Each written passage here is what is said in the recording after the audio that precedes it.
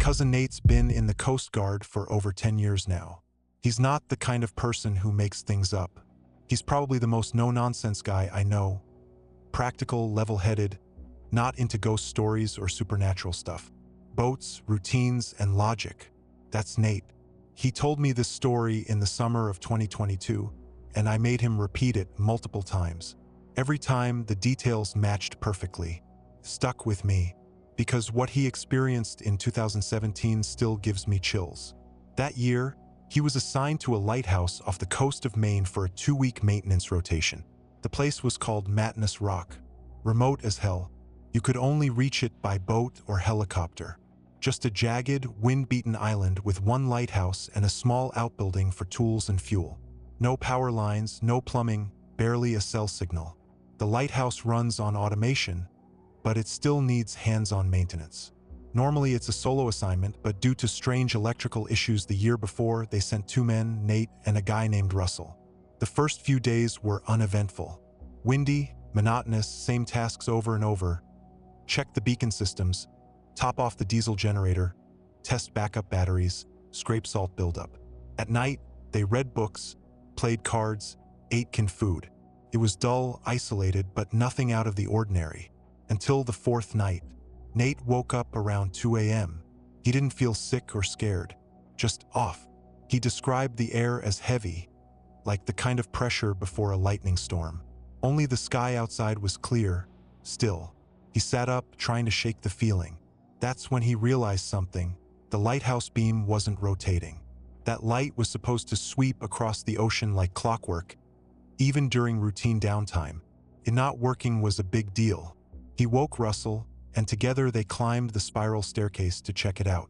When they reached the top, they found the rotation mechanism moving, but the light itself wasn't turning. Something was jammed in the gears.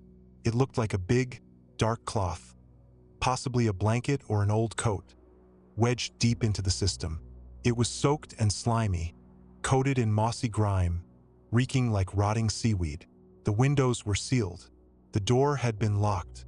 There was no wind, no birds. It made 0 sense. They pulled the fabric out, tossed it into the wind, and went back downstairs, figuring it was just a weird fluke. But the next night, same thing. Around the same hour, just past 2 a.m., Nate woke up, noticed the beacon wasn't turning, and they climbed the stairs again. This time, a different piece of fabric was jammed in the mechanism.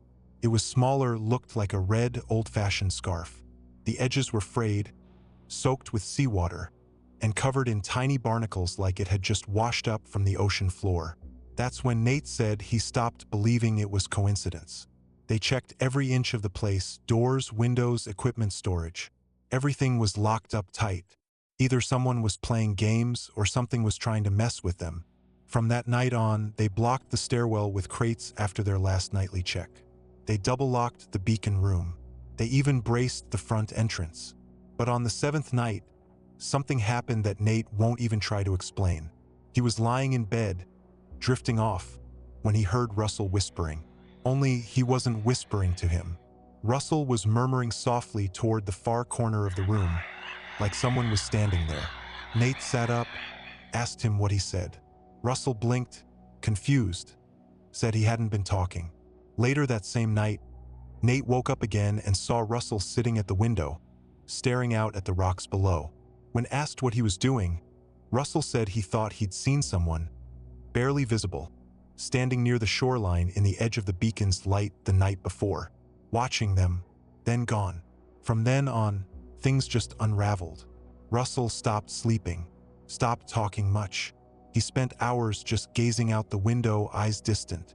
When Nate asked if he was okay, Russell would mutter about hearing things, whispers inside the stairwell, scratching in the walls. On the 9th night, both of them heard footsteps on the stairs. Not creaking floorboards, actual footsteps, deliberate and slow, descending from the beacon room above. Nate looked across the room. Russell was standing at the bottom of the stairs, staring upward, frozen. Nate asked if he had gone up there. Russell shook his head, then asked Nate the same. Neither of them had. They stood there, listening in the dark. The footsteps stopped. The silence that followed was worse. That night, they shoved a dresser against the door and slept with knives under their pillows. On the 11th night, they were woken again, beacon failure. But this time, when they reached the top, the beacon room door wasn't just unlocked. It was wide open, blown inward like it had been kicked. The wind screamed through the doorway. Inside, the beacon was more than broken. It had been tampered with. The industrial-grade bulb had been unscrewed and set carefully in the center of the room. That thing is not easy to remove. You need force, deliberate hands. Nate just stared at it, stunned. Russell stood in the corner, mumbling that someone did this. Then Nate felt it. Something brushed against his back. Cold. He turned around fast. No one was there. But Russell had gone pale. He pointed at the wall, shaking, and whispered that he saw a hand, slide out from between the bricks. They bolted down the stairs and locked themselves in the bedroom. Nate didn't sleep a second. Russell spent the rest of the night rocking in the corner, whispering to someone who wasn't there. By morning, Nate grabbed the emergency sat phone and called for a pickup. He told them there'd been a mechanical issue, nothing else. The boat showed up that same afternoon. But here's the part that haunts me most. When the rescue crew arrived, they asked Nate about the distress call they'd received at 2:12 a.m. He never made a call at that time, hadn't touched the phone until daylight. But the crew said they got a garbled signal. A voice came through static, saying something about someone being here with us. Then silence. Russell didn't speak a word on the ride back. A few months later, he quit the Coast Guard. Never explained what happened. Nate still does maintenance rotations, but he swears he'll never, ever go back to Matinus Rock. This happened during the peak of the pandemic lockdowns. It was that point where everyone was restless, trapped inside for weeks, slowly going stir-crazy. I was single then, spending nights swiping on dating apps and messaging people while streaming whatever shows I could find. There really wasn't much else to do. One night, I started chatting with a girl I'd followed on Instagram for a long time. Her name was Lila, but she went by Lee. We both lived in Northbrook County, not far from the coastal edge of Connecticut. About a 25-minute drive from East Haven, maybe an hour from Grayport. We were bored and figured, why not hang out? She lived just 5 minutes from me, so I picked her up. We grabbed a couple drinks and drove to a closed park nearby. Just sat there drinking seltzers and talking in the dark. Right away, I could tell she had that bold, mischievous streak. The kind of person who likes sneaking into places and ignoring signs that say, "Keep out." I liked her energy. There was a vibe. Maybe 40 minutes in, she came up with an idea. Let's drive out to Grayport Bluff and walk the cliff trail behind the old lighthouse. Now, technically, the lighthouse grounds were closed after dark, and probably shut down completely during lockdown. But I was into it. I said yes without thinking twice. So we finished our drinks and hit the road, heading east toward the coast. When we got there, she told me to just pull into the official lighthouse lot. I hesitated for a second, but she seemed sure. No one checks this place on a Tuesday night during a lockdown, she said, and she seemed confident like she'd done it before. The lot was empty, not a single car in sight, so I parked. We had one more drink, still sitting in the car. Every now and then, I'd glance around nervously, scanning for patrols or flashlights, but she kept saying, "Relax." Eventually, we got out and made our way toward the lighthouse. Seeing one that close at night, it's strange. There's something surreal about it, almost haunted. The massive, silent tower, slowly rotating its beam over the ocean like a giant mechanical eye. Lee led us off the main path, away from the front gate, probably to avoid being seen. This was my first time out there, and she seemed to know the route. She brought us straight to the cliff's edge behind the tower, where the rocks curved into a narrow path known as the Bluff Trail. We used our phones for light. Maybe the path had lighting once, but not that night. Everything was pitch dark except for the distant sweep of the beacon above. We stepped carefully, our feet crunching on gravel and loose stone. A few minutes in, Lee suddenly stopped behind me and said my name, quiet but urgent. I turned to look. She was pointing her flashlight behind us, down the trail. That's when we both saw him. Someone else was out there, standing still on the rocks, not far back. With both our lights aimed at him, we could make out details. Hooded coat, hands in his pockets, face partially shadowed. He looked like a middle-aged black guy, but it was hard to tell anything for sure. I called out, asking if he worked there. No answer. He didn't move. I followed up, "Hey, sorry, we're just leaving." At first, I was more afraid he was a security guard or ranger. But then the guy finally spoke. "You two want to buy some coke?" That made things worse, not better. Now we knew he wasn't staff. He was just some random guy standing out here on an abandoned trail. Why? Who comes all the way out here to sell drugs? Alone, in the middle of a pandemic. I replied, "No thanks, we're good," and motioned for Lee to keep moving forward. She went ahead and I followed close behind. But we both noticed he started walking too. He didn't say another word, didn't try to pressure us, but he kept pace, always the same distance back. Every time I turned around to check, he was just there, following silently. The rest of the walk was unbearable. Every footstep felt loud. Every second, I was waiting for him to rush up behind us. When we reached the grassy hill that led back to the lot, we sped up, but tried not to look like we were running. As we neared the car, we heard him call out again. "Where you two headed?" It wasn't friendly. It wasn't casual.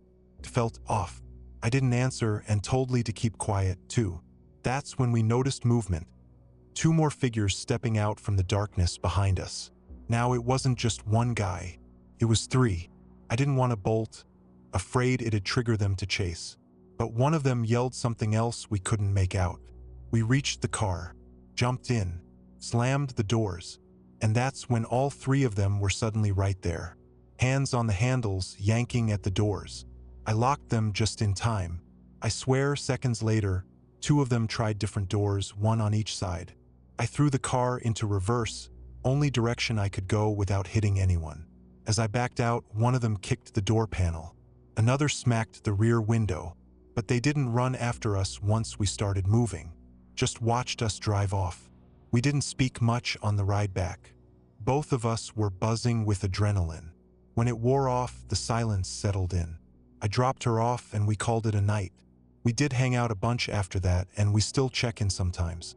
But honestly, that night stuck with me. The whole thing felt like a trap that barely didn't spring. Some of my friends think it was a local gang or some kind of setup. I don't know. All I know is, I'm never going back to Grayport Bluff after dark. Not ever again.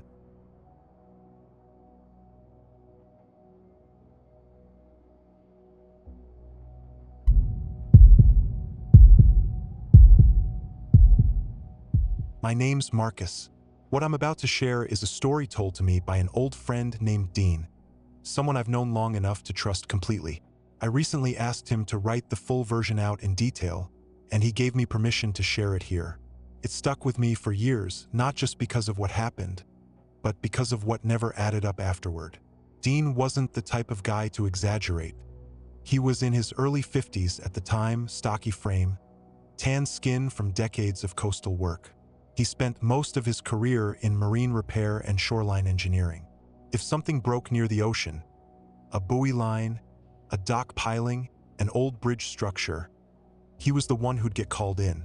He'd been a diver, a rig technician, even did remote facility inspections for different state departments. Basically, he'd seen a lot. So when he told me this story, I never doubted a word. He said it happened in 2013. A local council out on the northern Oregon coast hired him to check the integrity of a decommissioned lighthouse on a remote offshore rock. Apparently, they didn't know what to do with it. Some wanted to knock it down, others argued it had historical value. Either way, they needed someone to inspect the structure and see if it was salvageable. The island was barely more than a large boulder sticking out of the ocean, maybe 300 feet across. Nothing on it but the lighthouse, a broken-down generator shed, and the rusted remains of some old scaffolding. No pier, no dock. Just a slippery landing zone where a patrol boat could drop you off if the tide was right. That's how Dean got there. He brought just the essentials: food for 4 days, a sleeping bag, a small toolkit, inspection clipboard, and a marine radio. Plan was to be dropped off on Monday, finish assessments by Wednesday, and radio for pickup Thursday. Solo trip. Dean didn't think twice. This kind of work was routine for him. When he arrived, the weather was calm but gray. The air had that heavy ocean smell, part salt, part rust, part rot. The lighthouse was around 50 feet tall, built in the early 1900s with the classic steel spiral staircase inside. The beacon hadn't worked in ages, but the structure was still upright.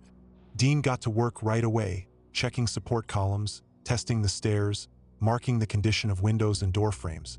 The lower floor was warped but walkable. The second level was a storage area with nothing left inside but rust-streaked cabinets. The third floor had what looked like a bunk from way back when, but no bedding, just dust and spider webs. Dean rolled out his sleeping bag on the ground level near the generator shed, where the wind didn't cut through as much. The first night passed quietly. Too quietly. Dean said the silence was almost unnatural. No birds, no bugs, not even the crash of waves you'd expect on a rock in the middle of the ocean. Just wind, soft and distant. The second morning, he woke up to a wall of white outside. Fog so thick it looked like plaster smeared over the windows. He said it was denser than anything he'd seen before, almost physical. Still, coastal fog wasn't uncommon, so he didn't think much of it. He spent the day going over the upper stairwell. That's when he noticed something odd. There was a built-in maintenance cabinet halfway up the stairs that had been sealed shut the day before. He remembered trying it. The hinges were frozen with corrosion. Now the door was cracked open an inch or two.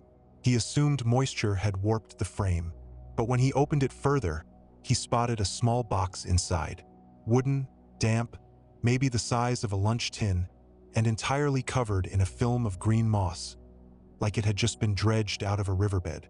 He didn't touch it, just noted it on his clipboard and shut the door again. That night something woke him up. Not a noise, but the absence of one. The stillness felt wrong. Then came the footsteps, slow, deliberate steps on the metal staircase above him. He thought maybe a raccoon had snuck in, but the sound wasn't coming down. It was going up, step by step. Dean grabbed his flashlight and aimed it at the stairwell entrance, waiting. But nothing came down. The steps stopped. Then, silence again. In the morning, he searched every room, top to bottom. No animals, no signs of entry. Everything the same except for that wooden box. It was no longer in the cabinet. It was now sitting on the stairs, just a few steps above the ground floor. Same moss coating, same warped shape. He stared at it for a while, debating what to do. Eventually, he picked it up. It was heavier than expected, the wood swollen with moisture. The lid was shut tight, sealed with old nails. He didn't force it open, just left it at the base of the stairs and stepped outside for air. That's when he noticed the footprints. Bare feet, no boots, no shoes. Just damp footprints leading from the far side of the lighthouse toward the cliff's edge. They didn't return or circle back. Just 10 or so clear imprints in the dirt. And then nothing, like someone had walked straight off the edge. Dean stood there for a long time trying to reason it out. Maybe someone had landed, but his pickup wasn't due for another full day, and no boats had come by. He thought about calling for early evac, but the fog was still too thick. They'd never make it back safely. He went back inside, locked every door and hatch, then wedged a metal bar across the stairwell entrance and tried to sleep. That night, it escalated. Around 1:30 a.m., he heard a loud slam echo from the top floor, the beacon room door, blown shut so hard that dust shook loose from the ceiling. Then came the knocks. 3 deliberate knocks on the inside wall of the tower, not on the outer door or window, but from within the structure itself.